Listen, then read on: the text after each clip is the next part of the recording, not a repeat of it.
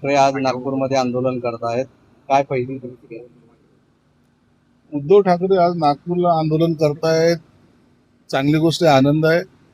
या माध्यमातून कदाचित त्यांना हिंदुत्व जागा होतंय त्यांचं आणखी जे ते विसरले होते. परंतु मला वाटतं या आंदोलनाला एवढं त्यांना पाठिंबा मिळणार नाही. दरवेळेला भूमिका बदलून जर तुम्ही आंदोलन करतात तर लोक मूर्ख नाहीत, लोकांना कळतं तुम्ही तुमच्या राजकारणासाठी आता रामरक्षा आंदोलन करताय. म्हणून निश्चितच तुम्हाला सुद्धा पाहायला मिळेल की तिथे तुम्हाला त्यांना जास्त काय त्याला म्हणतात सपोर्ट मिळणार.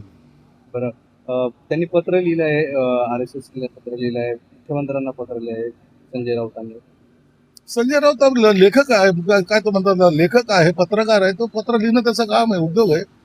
हेच आंदोलन करायचं तर राम जन्मभूमीला गेलं पाहिजे होतं, तिकडे करायला पाहिजे होतं. इथं नागपूरला काय आहे?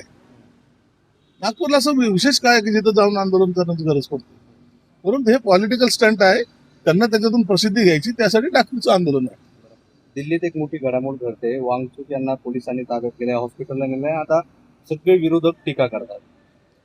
वांगचू यांची ती तब्येत अत्यंत खालवलेली होती. आज त्यांचा उपोषणाचा 20वा दिवस आहे.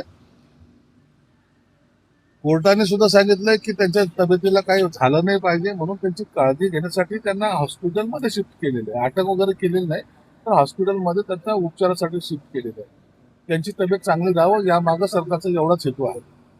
आणि निश्चितच त्यांचं योगदान पण आहे, त्यांचं संघटन पण आहे, त्यांनी केलेले आंदोलन हे काही गैर पण नाहीये, तर त्याच्याबद्दल सुद्धा निर्णय होणं अपेक्षित आहे. शरद पवार असं म्हणतायत की त्यांना अटक केली तरी आंदोलन चालूच राहणार आहे. म्हणजे आता शरद पवारांची देखील यावर रिॲक्शन येते. आंदोलन चालू राहणार सगळं ठीक आहे, परंतु त्यांना त्यांच्या जीविताला धोका नको म्हणून त्यांना अटक केलेली नाहीये, तर त्यांना हॉस्पिटलाइज केलं गेलेलं आहे.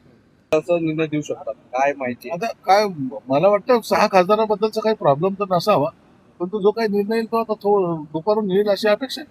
तुमच्या बाजूने येईल, कारण की ठाकरे गट म्हणतात की ते अनलिगल पद्धतीने गेले. ते त्यांनी काही जणी म्हणलं तर आम्ही लिगल पद्धतीने त्यांचा प्रवेश आमच्याकडे झालेला आहे, म्हणून त्याची चिंता आम्हाला नाही.